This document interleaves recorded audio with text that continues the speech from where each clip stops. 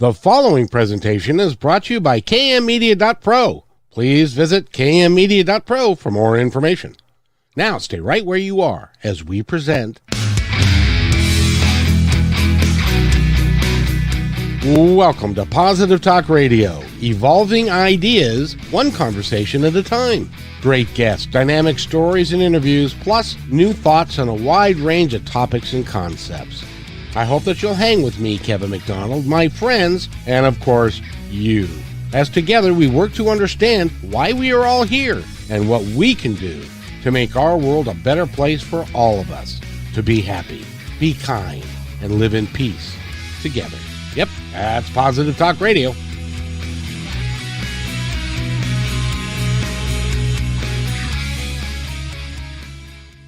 Talk Radio. My name is Kevin McDonald. I get to be your host, and I get to talk to the most extraordinary people, one of which is just sitting right over there. Her name is Allyson Roberts.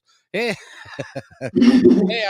And by the way, if you are just tuning in, and this is the first time you've been here, there is a way for you to comment into the just in the comment section, and then we'll put your comment on, and if you have a question for Allyson or a comment, then we can talk about that and stuff like that. So how are you today? It's Friday, it's a 3-day weekend, and everything's good, I hope. Yes, I'm doing great. I can't believe we're halfway through the year. Can you imagine? Yeah. It's like, have you started your Christmas shopping yet? I'm like, WTF? Like, what is happening? It is the whole world. It's happening so fast. It's so fast. It's so crazy. It really is. Well, you know, it's happening so fast that October is going to come up really, really quickly. And tell us what you got going on in October. I'm so excited, Kevin. I'm so excited. We have a live event happening. Myself, Tracy Litt, who's amazing, and 13 other thought leaders who are contributors to the book Behind the Power. You're not crazy, you're powerful. That's the subtitle. And they're talking about overcoming everything from childhood abuse to sexual assaults to eating disorders, codependency, perfectionism, all the things. So we're doing breakout sessions and panels to help those people who are coming and with us and going to be in the audience with us to participate in some really cool conversations, walk out of there after 3 days feeling definitely more enlightened, aware, and empowered. You know, I'll tell you, in this day and age, we after COVID and everything that's going on, we need to get together with a group of like-minded people that are interested in helping each other live life just a little bit better. That is it's so desperately needed right now, don't you think? It is desperately needed, and we actually held this last year. We had a much smaller crowd, obviously, because COVID was in the throes of the thickness of it. We had people had to show proof of vaccinations and all of that type of thing, which we're not doing this year. But last year, I believe we had 60 people in the room last year. They were so emotional, having been isolated for a year and a half. So when we came together last year through those doors, it gives me chills now just thinking about it. I mean, people were literally like bursting into tears to be able to hug and embrace like another human and just feel that connection. It's so huge. It is so easy to get lost and be alone. Yes. And especially when everybody's saying, don't do that, you're gonna die, and everybody's nervous about it and stuff, and that's part of the human experience, that we really need each other, and that's become so clear. Yeah, and if you go back and you think about like when our Neanderthal ancestors, if they were by themselves, they died. Yes. and a baby that's born. Like if you just leave it in a crib and you don't hug it or hold it or comfort it, it won't thrive. And we're very much the same way. Like we need that human connection in order to thrive and to feel safe and to feel heard and seen and understood. It's really a crucial piece to healing our stories. And there are so many of us in my work, what I'm doing, Allison, I'll tell you, the two questions that I get all the time are, why am I here? And is this all there is? And because people are not working together and are not um, taking care of each other. Let's see. Oh, Holly Berry. Holly Berry has a is calling us and would like to say, "Oh, let me show that to everybody. I'd love to understand more about what an intuitive coach does." It's amazing that she brought that up because we are going to talk about that today. All right. And so with that, we might as well just delve right into it, because you are in addition to being one of the top 100 coaches in the world, and that's documented. Yeah. But you also utilize your intuitive gifts in the work that you do. Explain how that all works.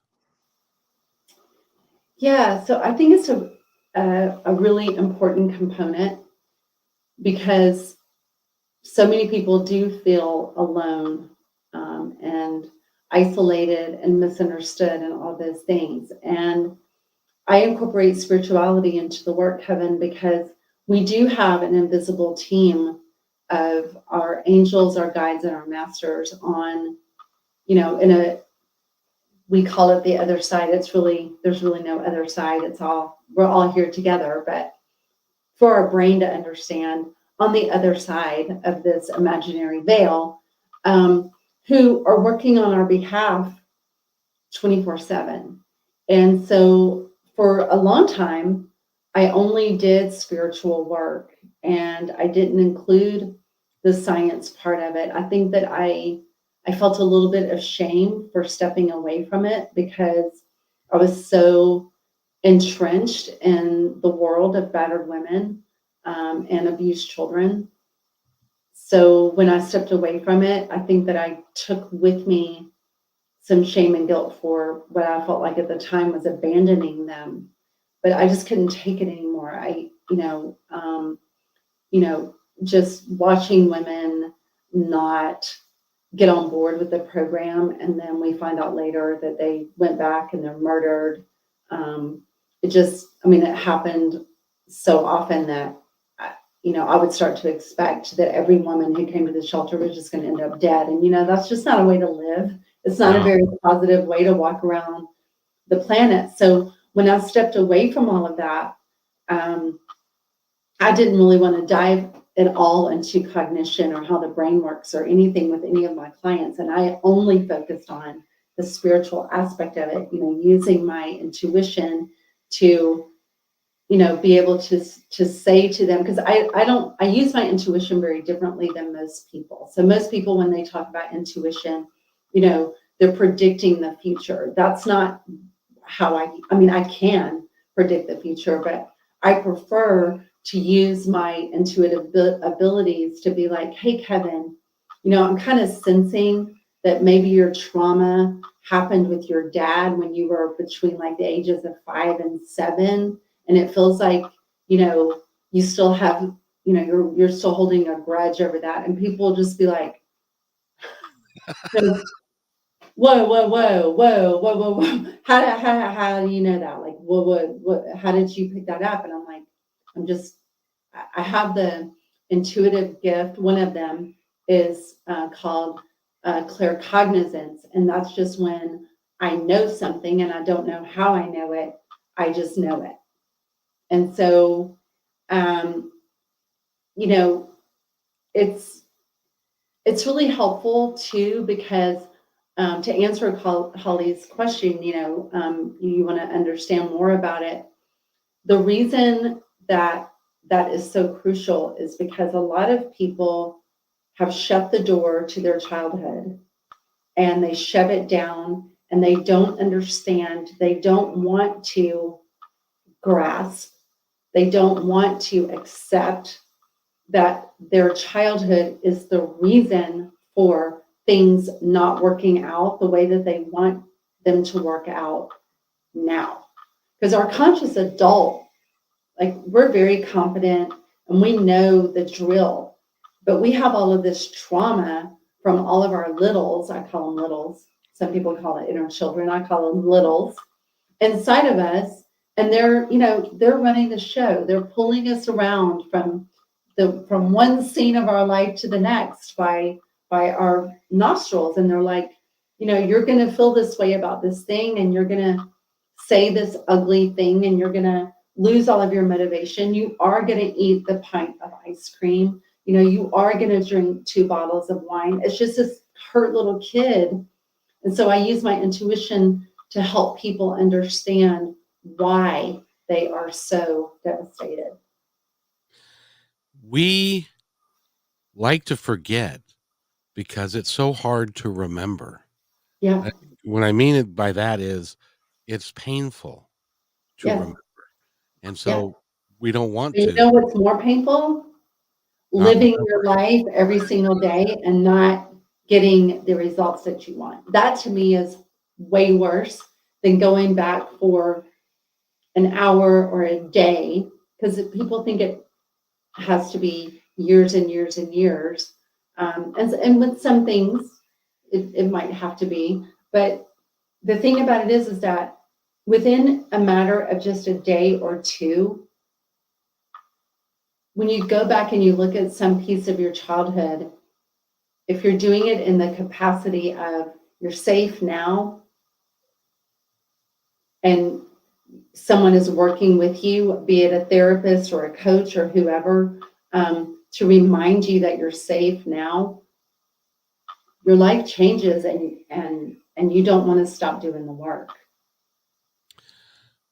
It's hard to fathom being a middle-aged guy like I am. It's hard to fathom the number of women in this world that have been abused, and they're taught either they never brought it up to anyone because of the shame involved, and they didn't think anybody would listen to them, or they were told you need to get over it now, and stuff. And it is well over 50%, I know, of women that have either been emotionally abused, physically abused, sexually abused, and it makes it really hard for you to not not not to date the same suit in a different guy over and over and over again, and you don't even know why you're doing what you're doing.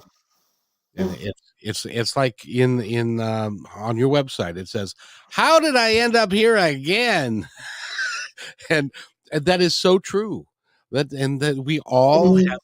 I do it. I've done it. I've done it for years. I get in trouble with the same type of individual that I keep inviting in that I shouldn't invite in, but I do it anyway, and then it always ends up badly. Yeah, and it's just like if you have, a nail in the bottom of your foot. Um, it's got to have some attention. And if it doesn't, then you're going to walk the same way. You're going to have the same limp. You're going to walk the exact same way until that nail comes out of your foot. And it's the same with an emotional wound. You're going to walk the same way. You're going to do the exact same thing until that emotional wound is healed. And I see that John Cole. John is actually in my coaching program. He is a client of mine. He is going to be speaking at the Behind the Power event. He's contributing a book or a chapter to the book. So welcome, John. Glad John, you're here. It's a pleasure to meet you. I've already talked to Allyson about this, but I know that you're going to be speaking in October, and over the course of the summer, I would love to feature you on a podcast so that we can delve into, because, I got to tell you, there aren't a lot of guys that are willing to do what you're doing. And like you said, men experience the same problem, and we're just highly unlikely to step forward and to seek help. And we need to. That's not a dude kind of thing where you say, I'm going to go get help because we're tough and we can handle it and stuff like that. So I would love to talk to you about your walk and how and where you're going and stuff, because that would be cool if you'd be interested in doing that. So I just thought I'd share. But but that's true. Do you find that your client base is mostly women because women are more receptive, and that there are fewer men that are in touch with themselves? Um, I find that men, when they are little boys, most little boys are taught to not cry, to to be a man, to suck it up, and all of those things. And so, as they grow up, that story doesn't change. No, no. Well, it actually gets reinforced. That's what I mean. Yeah, it is reinforced.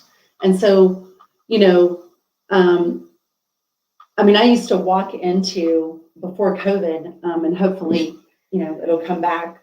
But I used to literally walk into ballrooms filled with men, Really? and their bosses, had hired me to talk about the importance of what we think and how we feel is who we become. It's who we are, and these men would at first, what does it, what's Of course. this, what's this woman gonna, what is she doing here? And what is she gonna, there's nothing she can tell me, blah, blah, blah. And then by the end of the presentation, men have their elbows on their knees, they're all like leaned in, because what I'm telling them, and if you're watching this and you're a man, I'm going to tell you the same thing. It's not your fault. It's not your fault that you feel like you have to shove everything down. It's not your fault that you feel like you're responsible for us, that you have to fix us and provide for us. It's not your fault that you won't allow us to be independent. It's not your fault that you have strong opinions about us, the female race. It's not, or gender, I should say. It's not your fault. And learning that they can, when men learn that it is safe for them in my presence to be their true, authentic self, and I'm not going to judge them. I might kick your butt, but I'm not going to judge you. I'm not going to tell you that you're wrong, that you're a pig, because I think a lot of men, especially right now, with all of the things in media and all of the things that are happening, with all this awareness around sexual assault of women. And Kevin, the statistic is actually 87%. I knew it was up there. I didn't want to misquote it, but I knew that it was horrific. Yeah. And they padded that with 15% from the original number, because they're whoever they are, they're assuming that only 15% of the female population has not come forward, and that's not true. I would say it's more like 85% have not come forward. I'm a survivor of sexual assault, and we asked the question the other day in a class that I was giving online, and I asked if you, not just women, but men too, because men are victims as well, if you've been a victim of sexual assault, please stand. Only one person remained sitting. It's it's one of those things that, well, if you look at even today with the We Too movement and stuff, these women that have come forward, especially when they are talking about powerful men, are told, "Why are you lying? That Yeah. really wasn't true. You're a gold digger. You're trying to get money," and stuff like that. And so people see that and they go, "Well, why would I want to put myself through that?" Through that. Right. Exactly. I mean, your skirt was too short, your blouse was too low, you swung your hips, back and forth too hard. Well, Um, you being know, provocative. yeah, being provocative, you touched your face, you're not a virgin, therefore, you can just sleep with anything because I mean you've lost your virginity already, so what does it matter? I mean, these are some things that I've clearly heard men say to Yeah. me. To me. Really? Oh yeah. Oh man. Yeah. It's incredibly difficult. I can only imagine because I'm not, but it would be incredibly difficult to have to put up with that. I was just thinking the other day because I'm a little older now, and so I'm not. When I was younger, I was real physically fit, and I didn't feel like I was a former boxer. I was a wrestler. Oh wow. I played football, Impressive. I played baseball, and all that. I was an all star, and I didn't feel like I needed to be afraid of anybody. Now I am because I'm older. I'm not as fit as I've had physical problems and stuff. So I'm getting an inkling, not even close though, but I'm getting an inkling of what it's like for a woman to walk down the street. Hmm. You guys got to worry about your surroundings, who's there, what's going on. Is it dark?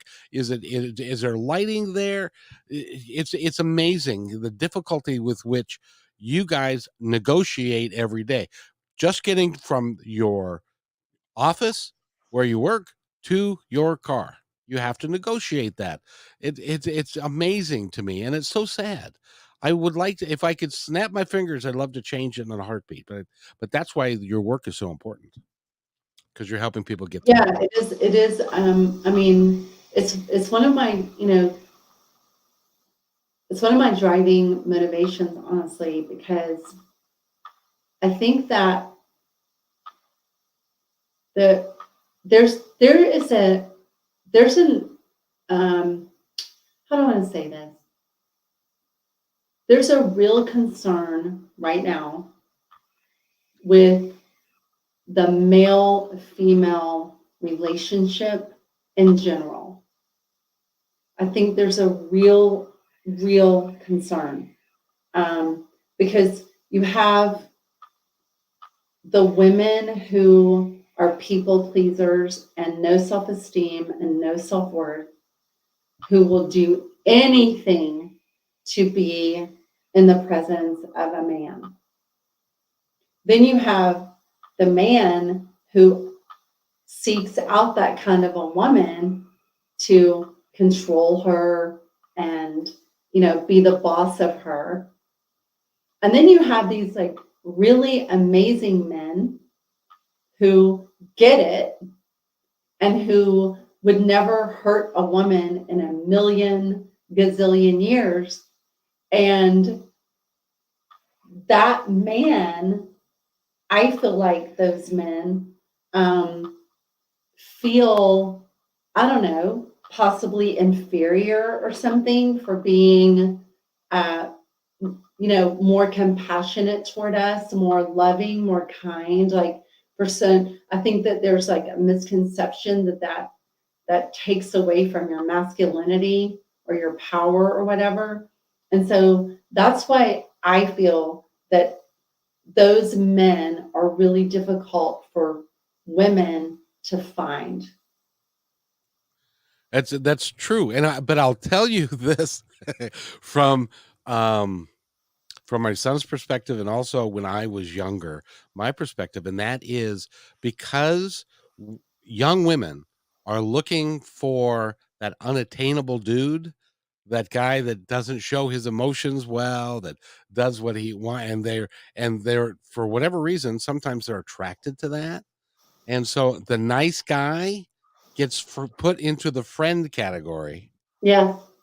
versus the interested person that I'd love to date, because he's a nice guy, but he's not gorgeous, and and stuff, And he's and not mean enough. he's not mean. He's not mean enough. He's not tough enough. And so you put him into the he's a nice guy category. And that it's like, I can't tell you how many times in my life it's been, oh, you're a nice guy. But it's like, well, fine. That I guess I'm going to be in that category. Okay, well, that's fine. But that's part of our evolution as a species, I think. Yeah, and then, on the other side of that, you know, being an attractive female. I mean, I've been told I'm attractive, so I'm just gonna run with that. Um, Own it, Allison, own it, because you are. Thank you. Um, the challenge that I have found is men who just want a trophy. Correct. And Like, that's oh, here's my trophy right here, and it's like I have no brain, I have no intuition, I have no heart, soul, can't have my own opinion about anything, in their eyes, right? right. So, but I quickly spot that now. That I've been able to very quickly spot that for about a decade. Well, your radar's gone up, but you're also, because you're intuitive. And Yes, so you can intuitively see that. I wanted to talk about that a little bit more, not to change the subject, but to include that into the subject. And that is, you are Claire. They're the four or five. It's Clairsentient, Clairaudient, Claire. I'm not. clairvoyant. Oh, there you go. So, how would you describe yourself in that spectrum? I used to believe that I was only clairaudient, which is where you hear. And the irony of that is that I'm hearing impaired, and I have to wear devices, and I'd have speech therapy and all that stuff. So, um, but as I tell more of my story and like my near death experience when I was 4 years old and things like that, I've had other intuitive people say, "Oh my God, like you're all of them. Like you're clairvoyant, you're clairaudient, you're clairsentient, you're claircognizant." So that's what I've been told. I've been told that I have all of them. And you can utilize all of that in the work that you do, I which is do. which is why you're so spot on when you're sitting down with a client, and you can tell them things that they quite frankly, it'd be tough because they don't really want you to know That's sometimes. true. That is true. I mean, I can't see or hear or feel or know um, anything about a person that their either their higher self or themselves does not want me to know. Right. Right. So like if you murdered someone um, and I was sitting across from you and you didn't want me to know that, I there's no way that I could know it. Now, if the person that you murdered came through and was like, Hey, that's a whole different game. Yeah. yeah, then that I could know like very, very quickly. But yeah, I can't know things that you don't want me to know. And by the way, I do want everybody to know that Allison is going to be on KKNW 11:50 a.m. The second Friday of every month with me. We're going to take calls, and we are going to talk about the work that she does and to help people on the phone. And she's also going to be a regular on these podcasts, so be looking forward to that. And my intention, I was telling her beforehand, the program that she's got in October, I'm planning on being there to meet people like John and others and interview them and do live broadcasts from there, which would be nothing short of incredible.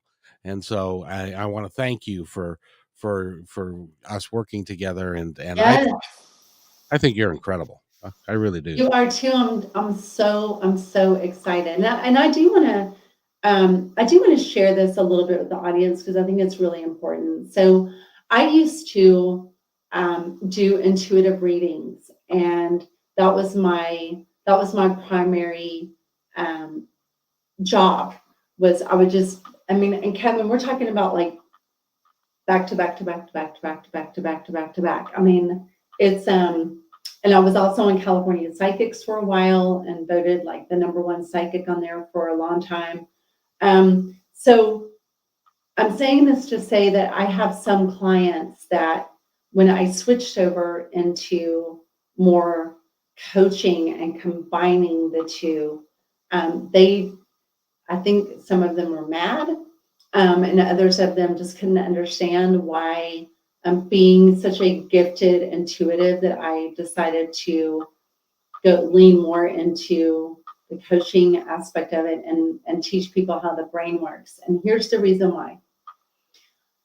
I got very burned out telling people what I could see for them and how they could improve their lives, but they didn't have the coaching after they left me to make those improvements. And they would come back to me 3 months later and we would be having the same conversation all over again because they weren't in therapy and they didn't have a coach. And it was like maddening.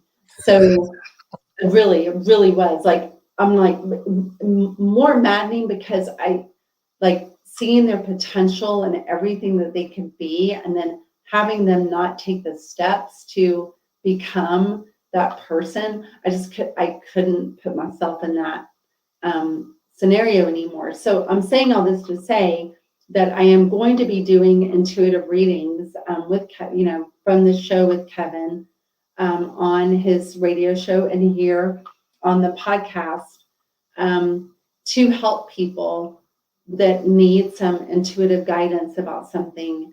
So I just want to let those of you that have been waiting for me to do readings again to let you know that I will be doing them, but only with Kevin. Oh, well, I'm honored. I truly am.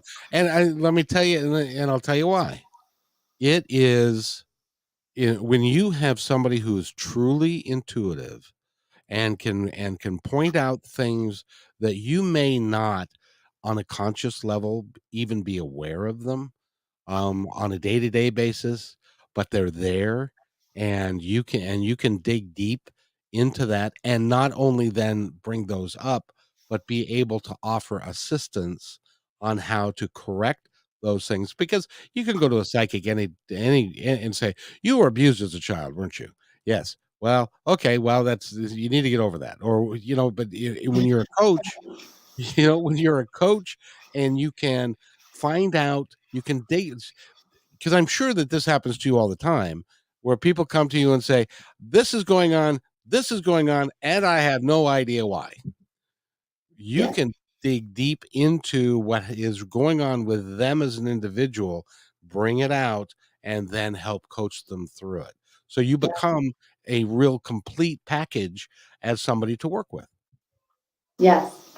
Um, and, John is a really good example of that because, you know, I think he was a little afraid in the beginning to work with me because you know because I can't I can look at him and say like this is your dad, this is your mom, this is that, um, and to be a guy and have some woman saying, oh, by the way, all those things that you shoved down so that you could survive, the Coast Guard for forever, and now you've got to heal it.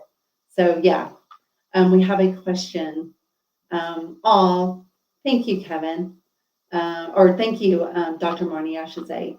And she was on the show a couple days ago. She's a good friend of the show. She's really really cool, and she's right. I am so blessed that I get to have some of the coolest people on the planet be here. And You but really anyway, do. continue what you were saying.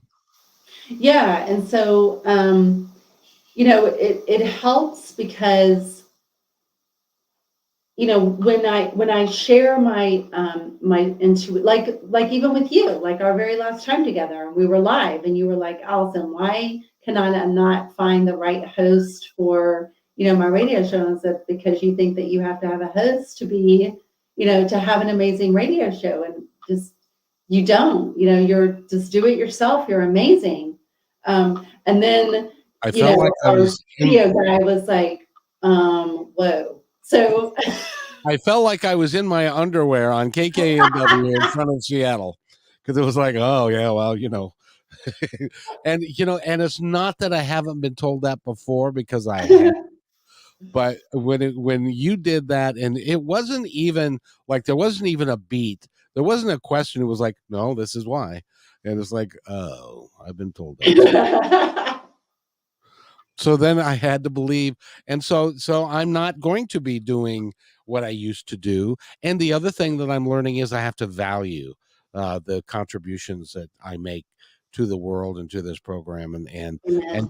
and you opened that up, and you did it on the air in the studio, and you did it so quickly, and it was like, oh yeah, you're right, yeah, okay, and stuff. So that's how I know how gifted you are. And not only that, the cool thing about you, and I think John would verify this if he's interested in letting us know, but not only that, you are very compassionate about when you're talking to people, and you don't hold judgments I about don't.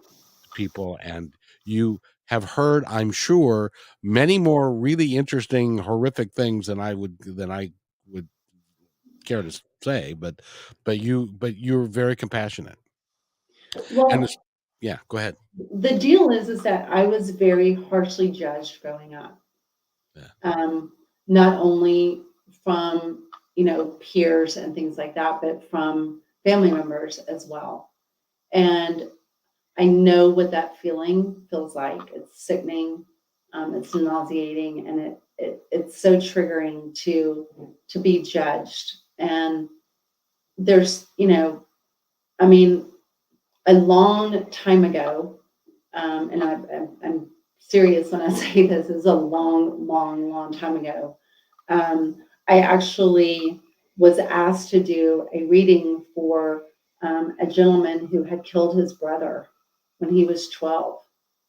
And he was not mentally well and has been, confined, uh, and getting, the mental help that he needs. He's probably deceased by now, because he was older then. But I sat down across from him, and I really thought that I was going to have um, a lot of judgment toward him. But the thing that I kept hearing my grandmother say is, you know, hate the act, love the actor. Meaning that, we might hate what people have done or what they do, but don't hate the person, and I think that hits so close to home for me, because, you know, um, I was a minority in my school, and, judged for having the only divorced parents, judged for the color of my skin, judged for, all the things that we judge people for, right? And so I just really purpose it in my heart that no matter what someone is going to tell me, I'm still going to see the goodness in them, and I do. That's hard to do, by the way. It can be challenging sometimes, yeah. It really can. Um, And John says Allyson can be very I believe this. Allyson can be very direct, but the compassion comes through loud and clear. Judgment? None. She creates a very trusting environment for everyone. And Thank you, John. I believe that. I know that to be true. I know that to be true. From the very first time that we met, which was on this show, I felt the connection to you, because you are very real. You've gone through, and I want to make sure everybody's clear. And if you don't know Allyson, it hasn't been a puppy dog and rainbow type of life. She's had her challenges. She's was homeless for a period of time, and she's had some things go, sideways in her life and stuff, but that's all part of the experience that we all need in order to learn from it so that we can then impart the wisdom that you have to other people and help them. That's why you're one of the top 100 coaches in the world.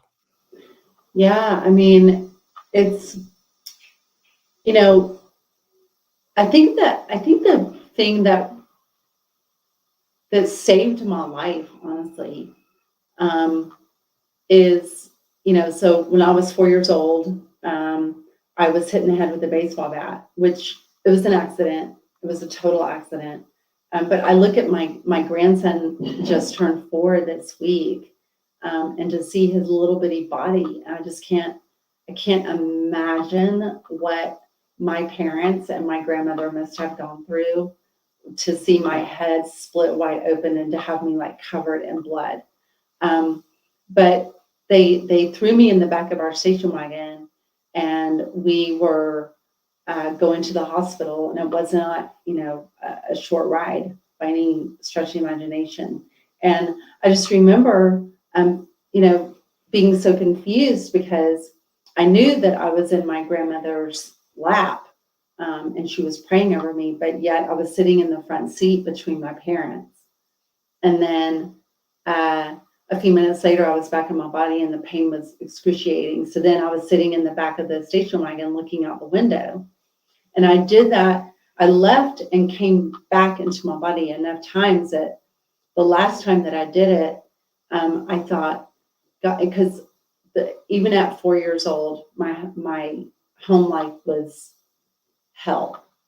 So I remember thinking, this feeling actually feels pretty good to not have any pain. Like this, I think I get used to this. As a matter of fact, I think I'm just gonna stay. I think I'm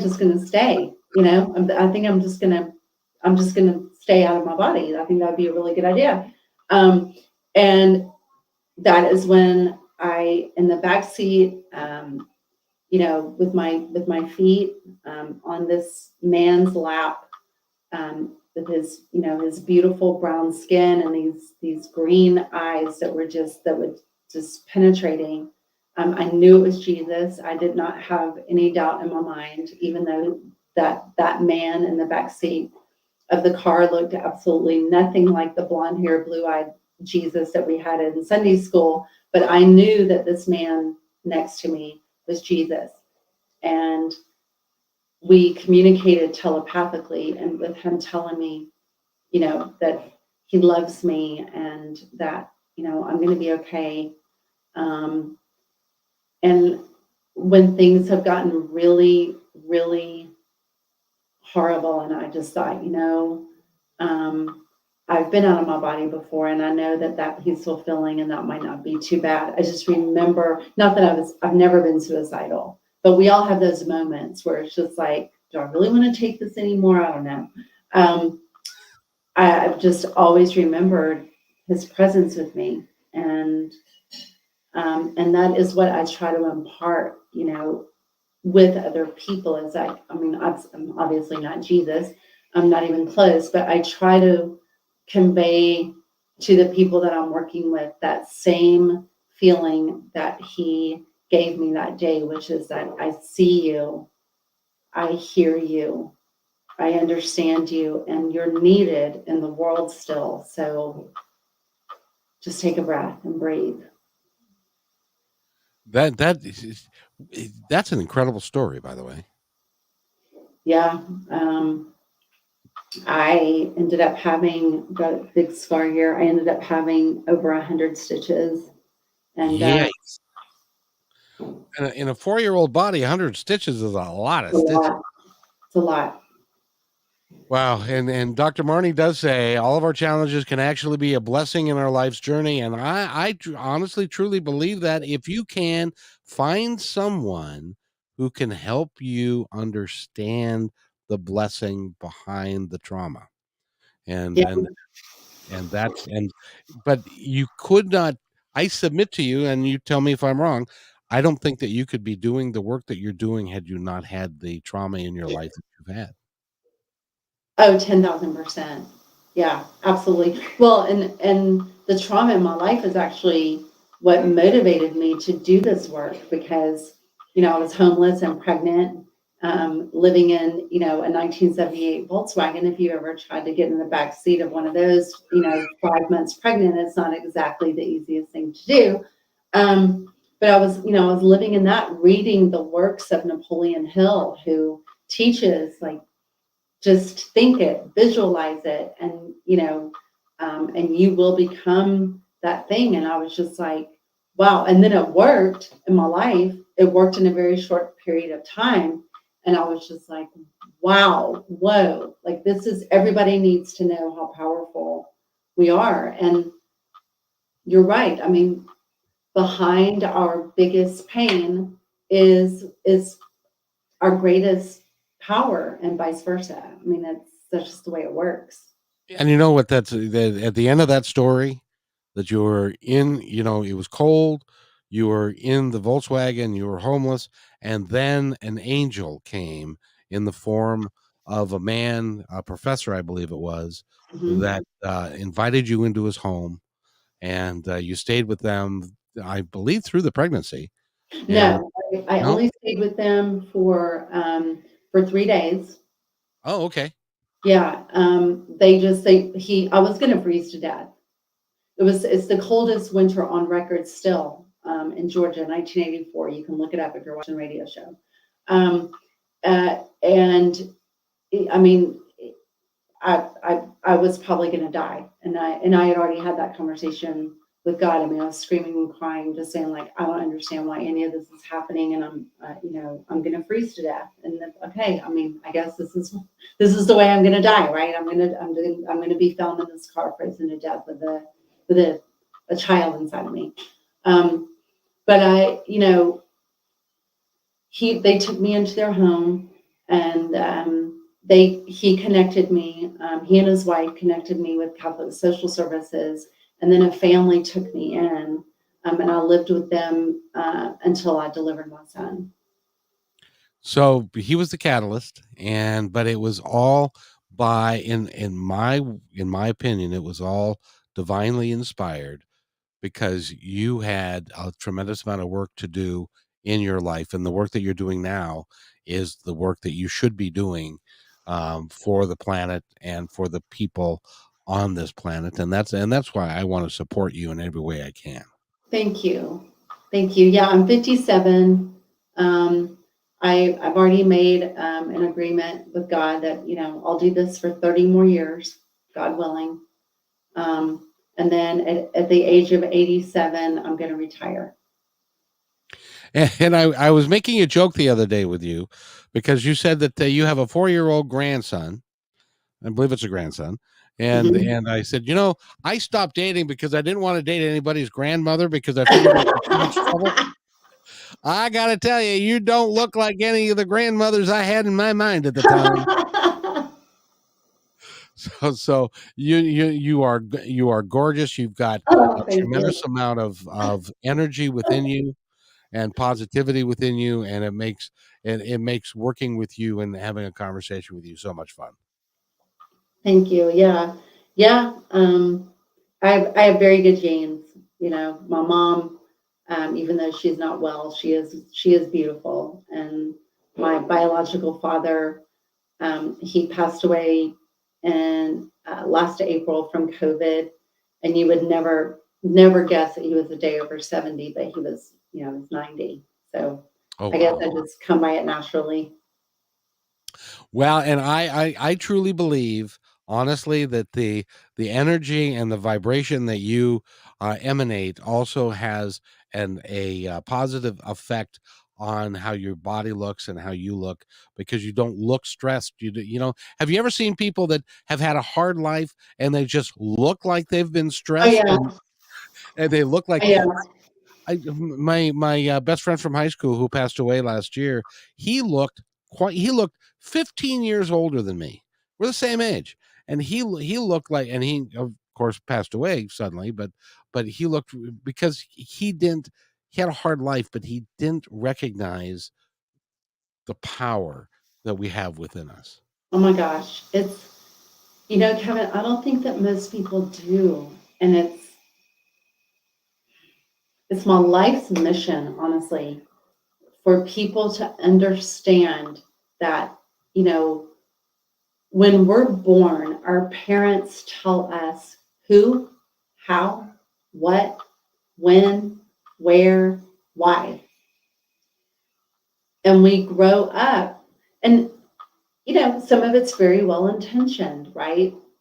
But others of it is just like, um, you're Catholic and don't marry anybody outside of the Catholic faith, or you're black, so don't marry a white person, or you're white, so don't marry a brown person, or our parents are telling us what they believe and feel is in our quote unquote best interest.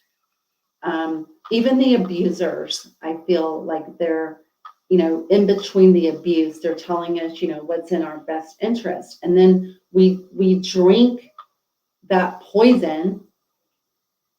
And then when we grow up, we become adults. We are so terrified to become our true, authentic self because the threat of abandonment is so big. So we shove down our desires, we shove down our wants, we shove down the things that we want to explore and try on. And, maybe I want to date a black man.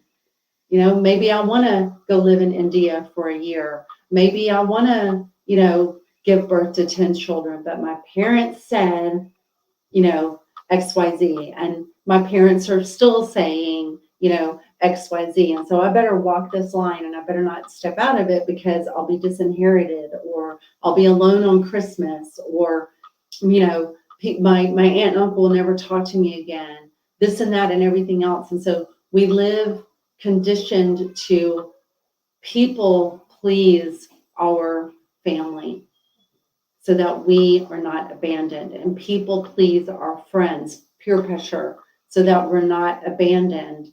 And when you live like that, you have such a high level of stress. It's unbelievable. It's unbelievable. And I will watch people in Unapologetic Power, which is my group coaching program, actually start looking younger. I can believe it.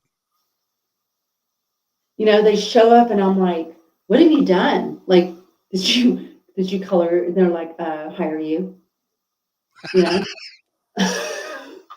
So you're good for their cosmetics and Very cheap facelift. exactly. So one of the things that I do is I reference movies a lot about things, and this last Thanksgiving is my son. One of my sons is in London. He's in the military. The other son moved away. My sister wasn't well, so I was going to spend Thanksgiving alone. And I had a couple of friends say, "Oh no, that's a lot of stress to you." And so I use the Gospel according to Rocky. Are you familiar with the Gospel according to Yeah. Rocky?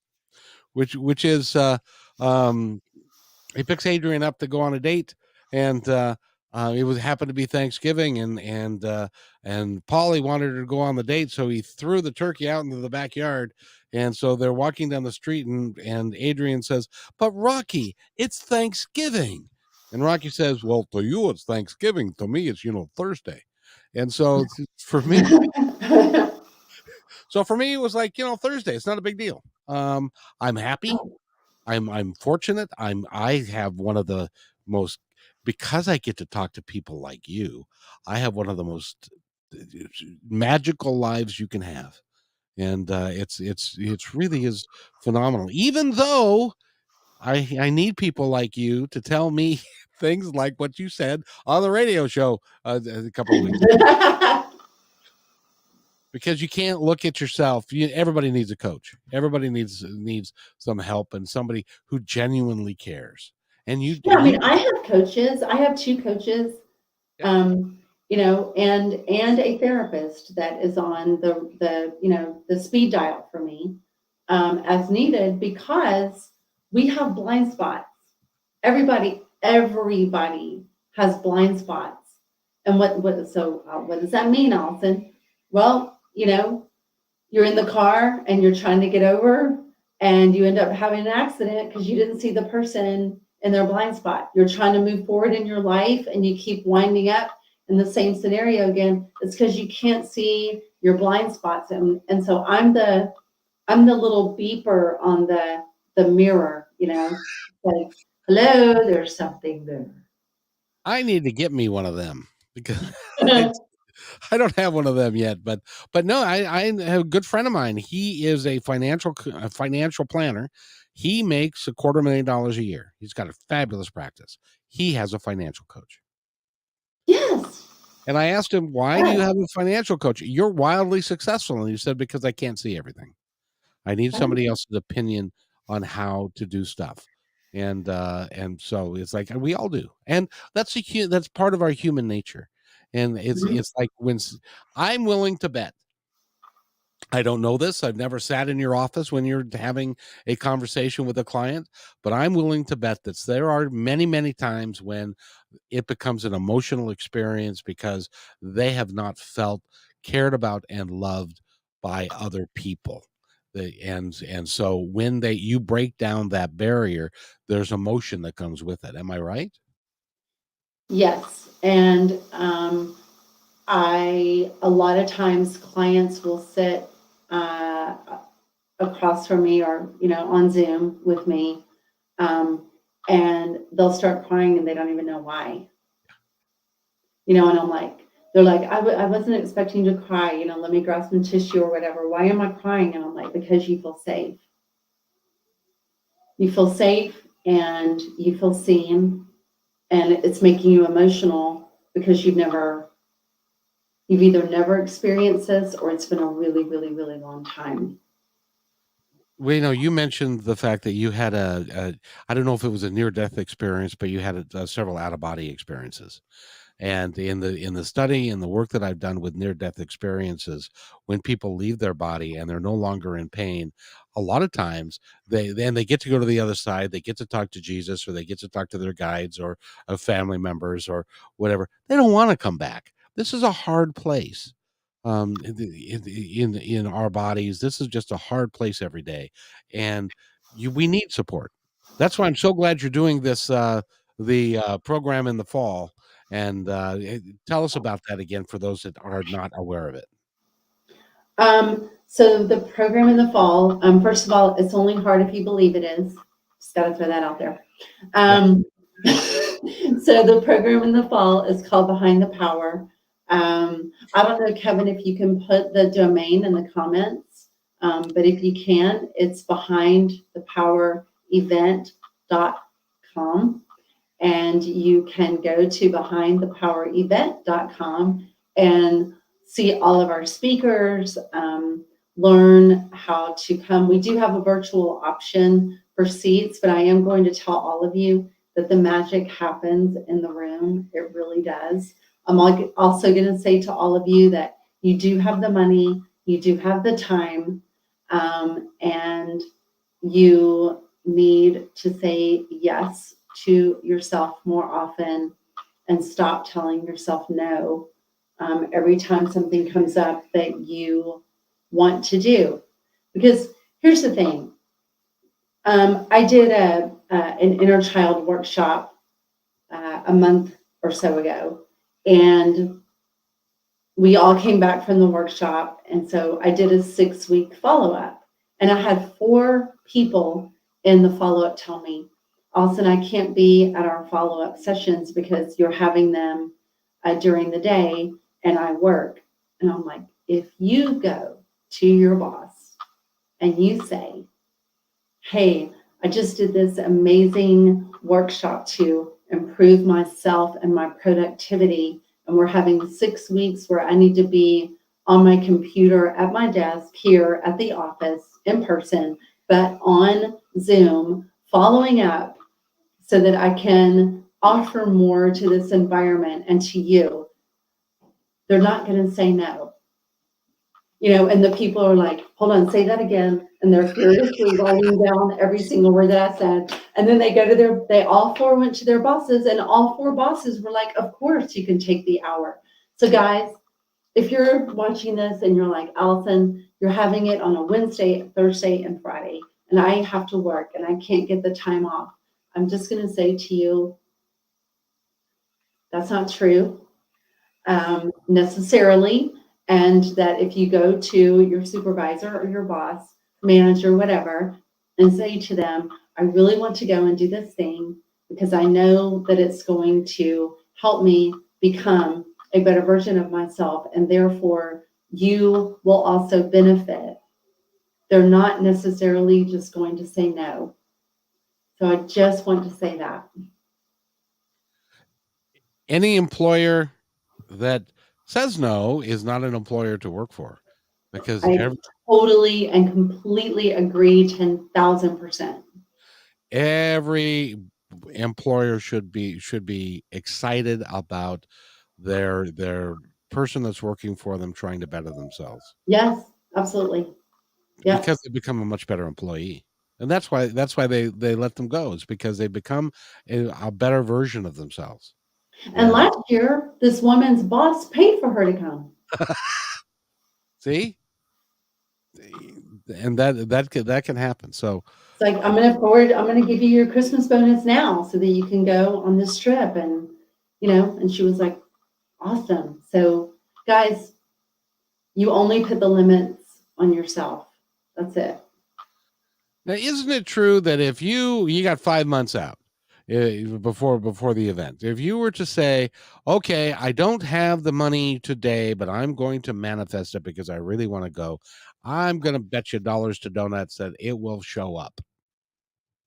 10,000%. 10,000%. And this is the other thing too. A lot of events that are 3 full days, we're feeding you breakfast every morning, not crappy breakfast, like a good breakfast every morning, and we're feeding you lunch every day, is not $300 to attend. Those usually start at like $795 or $997 or somewhere in there. And there's nothing wrong with charging more, but I wanted to make this an easy yes for people who don't need a hotel. So if you get our hotel package, it is right at $1,000, but you're staying in a 5-star hotel. It's also not like a Motel 6, we'll leave the light on for you kind of situation. So just say yes to yourselves, guys. Absolutely, absolutely. And the date of that is going to be October 19th. 20th and 21st. Very good. And so go there. And by the way, I'm committed to. All right. I'll admit it. I'm going to go. And Yay, Kevin. we are going to broadcast from there. We're going to have all kinds of interviews and stuff. It's going to be a really fun time. It is. I'm so excited. And just to meet like-minded people. It really is it's a gift. And thank you, Allyson, for providing that gift for people.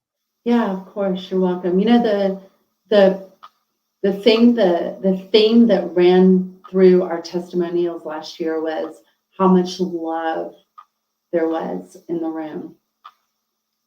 And the speakers have all been through my program. They've all been with me a year or longer doing this work every single day. And so they know the scary feeling of walking into a room, and maybe you're so bold that you bought last year we had a 19-year-old girl buy a ticket. She didn't know anybody. She walked in cold off the street, and she's now in my program. But we know what it feels like before you do this work. And so every single person walking through those doors is going to be, loved on and accepted, and nurtured and cared for the entire time that they're there. And you get free breakfast. And lunch. And lunch, and I think it'll be a wonderful time. And and by the way, you also got another program that you do every quarter, and you're doing it in, I believe, August this year. Yeah, painless pivots to power. Yeah, and that's a great introduction to the work that you do. it is. It's only $27, and it's 3 hours. It's 3 days, but it's only 3 hours. So we record it too, so if people can't catch the live, they have access to the replays, and we leave those up for about a week or so.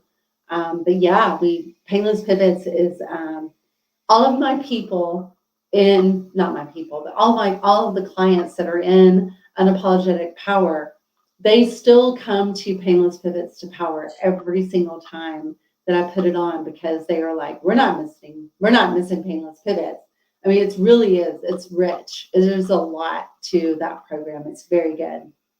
And it's perfectly okay for you to say my people, because they believe in you, they believe in the work that you're doing, and they are joining you. And that's the best way to be, because it's not about Allyson Roberts. It's Nope. about the work that you're doing and bringing people together, and you're creating new people to carry on the work, on a broader stage, which I think is just amazing. Yeah, John just said, we are your people. I love that. Yes. Well, See, I'm psychic too. I knew he was going to say that. So I'd like to thank everybody for staying with us for this entire hour. And yes, thank you guys. because I got a feeling that we're going to start doing. I want to do more of these with you, because I find out so much about you, and the things that you've been through, and the people that you have around you and stuff. It really is. It really is heartening. That's it, heartening, because it's we're going through a very tough time right now, as a country, as a world, and we need a bright place to be. That's why Positive Talk Radio exists, and that's why your work exists. And I'm so pleased that we can work together to really make a difference in the world. Me too, Kevin. Me too. So, is there anything else you'd like to add or to say to our audience before we close out this particular program? Can I brag a little bit about my book? Please. Oh, you got me going so much about stuff. I forgot to mention your book. Tell us about your book. I'm sorry. Yeah, so this is my very first self-help memoir. And it's called The Spiritual Journey, the part no one talks about. And it's after each chapter is a place to come in here and journal and work your stuff out. And there's just a lot of, hopefully, I believe, I'm going to proclaim that there's a lot of insight and awareness and aha moments for the people who decide to partake in the spiritual journey. So that comes out next month. And I'll be with you plenty of times before then. So I'll let people know how to find it on Amazon. But I'm so excited. And it's like I said at the very beginning, at one point in our lives, we're all saying, is this all there is? And why am I really here? Well, in order to find out why you're really here, you really have to go in search of it. It's not going to come over and hit you over the head like the baseball bat did when you were 4. Right. You really have to go make a conscious decision to go in search of why you are really here. And that answer, with the benefit, with the help of other people, with the help of Allyson, or just you meditating and having an epiphany yourself, following your passion, doing what you love to do. And it will come. It will come true. I guarantee it, because it's came true for me. I love doing this. I do 10 podcasts a week. Some people think I'm nuts, but I like Dr. Marnie and other folks and yourself, and I just meet and get to present some of the most extraordinary people. And so I like to again thank you for allowing me to be part of your journey. And vice versa. I'm so glad that we crossed paths, Kevin. It's great. I am too. And it was one of those things where it was like, I need to have this. I need to talk to this gal more, because you are extraordinary, and Thank you. you're helping people to a great degree. So behindthepowerevent.com, go there and get all the information you need. That's correct, isn't it? Yep. Oh, Yep. good. I even spelled it correctly. I'm so proud of myself. So, again, Allyson, thank you so much. And the book again, and it's coming out in a month, and the name of it again is The spiritual journey, the part no one talks about. What is the part that no one talks about? Can you give us a peek under the blanket, or do you need to read the book? Yeah, it's the abuse. Yeah. It's the abuse that comes along with, a lot of people who are very spiritual were very abused growing up. That's But true. no one talks about that part. It's just like, wee, I'm spiritual now. Everything's great now. Well, you know what I found, and just real quickly, a lot of people that are looking for spirituality or looking for religion, they have been abused. They have had drug addiction problems. They've had issues in their life.